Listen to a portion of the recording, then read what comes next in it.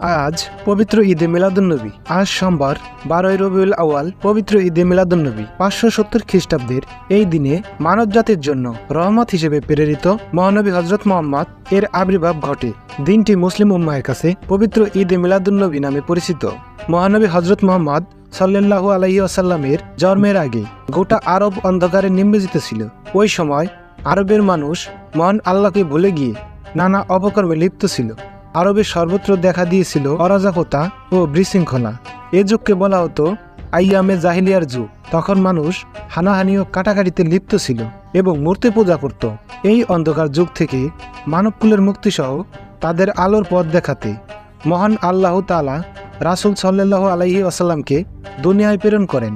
মহানবী সাল্লাল্লাহু আলাইহি ওয়াসাল্লাম অতি অল্প বয়সেই আল্লাহর প্রেমে অনুরক্ত হয়ে পড়েন এবং প্রায় তিনি হীরা পর্বতের গুহায় ধ্যানমগ্ন থাকতেন। 25 বছর বয়সে মহানবী বিবি খাদিজার সঙ্গে বিবাহ বন্ধনে আবদ্ধ হন। মাত্র 40 বছর বয়সে তিনি নবিয়াত লাভ ও মহান রাব্বুল আলামিনের নৈকট্য লাভ করেন। পবিত্র কুরআন শরীফে বর্ণিত আছে, মহানবীকে সৃষ্টি না করলে আল্লাহ রাব্বুল আলামিন পৃথিবী সৃষ্টি করতেন না। এসব কারণে এবং তৎকালীন আরব জাহানের বাস্তবতায় এ দিনের পবিত্র ঈদে মিলাদুন্নবীর গুরুত্ব ও তাৎপর্য অনেক বেশি। বাংলাদেশ সহ বিশ্ব মুসলিম সম্প্রদায় এ দিনটি ঈদে মিলাদুন্নবী হিসেবে পালন করে থাকে। ঈদে মিলাদুন্নবী উপলক্ষে রাষ্ট্রপতি মোহাম্মদ শাহাবুদ্দিন ও প্রধান উপদেষ্টা ডক্টর মোহাম্মদ ইউনূস পৃথক বাণী দিয়েছেন। রাষ্ট্রপতি তার বাণীতে বলেন, সত্য এর ন্যায়ের প্রশ্নে হযরত মুহাম্মদ সাল্লাল্লাহু আলাইহি ওয়াসাল্লাম ছিলেন প্রস্তুর কঠিন, কিন্তু ক্ষমা ও দয়ায় ছিলেন পানির মতো সরল। তার প্রতিটি কথা ও কর্মই মানবজাতির জন্য অনুসরণীয়।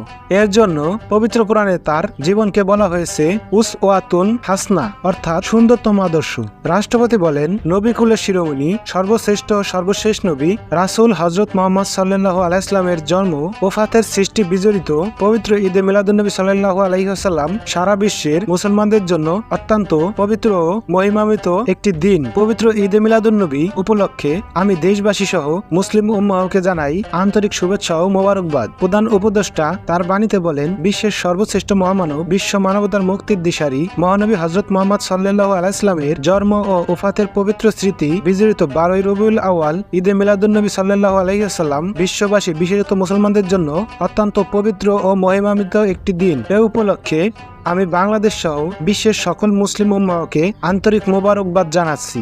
ঈদে মিলাদুন্নবী জশ্নের জুলুসমুখী জনতার ঢল, কেউ পায়ে হেঁটে, কেউ মোটরসাইকেলে, আবার কেউ ট্রাক কিংবা পিকআপের উপর চেপে জুলুসে অংশ নিতে ছুটছেন চট্টগ্রামের মুরাদপুরের দিকে।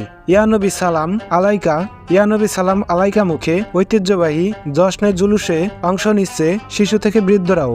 সোমবার 16 সেপ্টেম্বর সকাল থেকে চট্টগ্রামের বিভিন্ন উপজেলা ও জেলা থেকে জুলুসে অংশ নিতে এসেছেন অনেকেই। নগরীর Muradpur, Sholashahar, 2 number gate, Chawkbazar, Oxygen, Bayezid, GEC মোড়, টেকনিক্যাল মোড়, মোহাম্মদপুর, বহদার হাট সহ বিভিন্নভাবে এলাকায় জুলুসে আসা ধর্মপ্রাণ মুসলমানদের পথচারণায় তিল ধারণের ঠাঁই নেই। এদিকে জুলুস উপলক্ষে বর্ণিল সাজে সেজেছে চট্টগ্রাম। বিভিন্ন মোড়ে মোড়ে বসানো হয়েছে তরুণ, সাঁটানো হয়েছে ব্যানার ফেস্টুন। সড়কের দুপাশে বিশেষ পতাকা পুঁতে দেওয়া হয়েছে। বসেছে খাবার সহ বিভিন্ন আইটেমের অস্থায়ী দোকানও। বিভিন্ন মোড়ে মোড়ে স্বেচ্ছাসেবীরা বিতরণ করছেন শরবত। পুরো এলাকায় বিপুল পরিমাণ আইন শৃঙ্খলা রক্ষাকারী বাহিনীর সদস্যরা উপস্থিত রয়েছেন। একই সঙ্গে সাদা পোশাকে গোয়েন্দা পুলিশের সদস্যরাও কাজ করছেন। চট্টগ্রামের ভাটিয়ারীর মাদ্রাসা আহমদিয়া সুন্নিয়া আলিম এর সহকারী শিক্ষক মোহাম্মদ হুমায়ুন পারভেজ ঢাকা পোস্টকে বলেন, নবীর প্রেমে সিক্ত হয়ে এখানে লাখো জনতা অংশ নিয়েছেন। মানুষ জুলুসে এলে নিজের প্রশান্তি খুঁজে পায়। সীতাকুণ্ড থেকে জুলুসে অংশ নিতে সাইদুল ইসলাম নামে একজন ঢাকা পোস্টকে বলেন, সীতাকুণ্ড থেকে জুলুসে এসেছি, প্রতি বছরই আসি, এই দিনটির অপেক্ষায় থাকি। এটা আমাদের অন্যতম বড় ঈদ। পাঁচলাইশ থানার ভারপ্রাপ্ত কর্মকর্তা ওসি মোহাম্মদ সুলাইমান বলেন, জুলুসের নিরাপত্তার জন্য সব ধরনের ব্যবস্থা নেওয়া হয়েছে।